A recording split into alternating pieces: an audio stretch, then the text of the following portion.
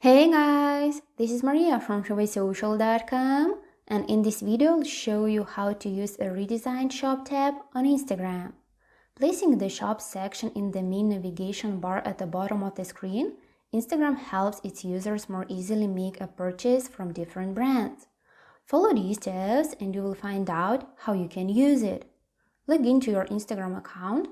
Now find the back icon at the bottom of the screen and click on it. Once the Shop tab opens, you will see personalized recommendations of products you may be interested in buying. If you press on a suggested product photo, you will be able to see more pictures of this product, its pricing information, product description, and other products from the same shop.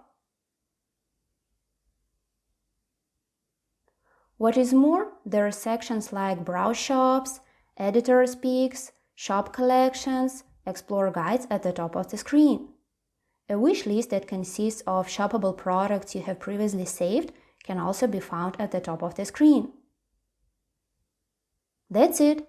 I hope this guide was helpful and you were able to use a redesigned shop tab on Instagram. Don't forget to like this video and visit us at TreeWaySocial.com.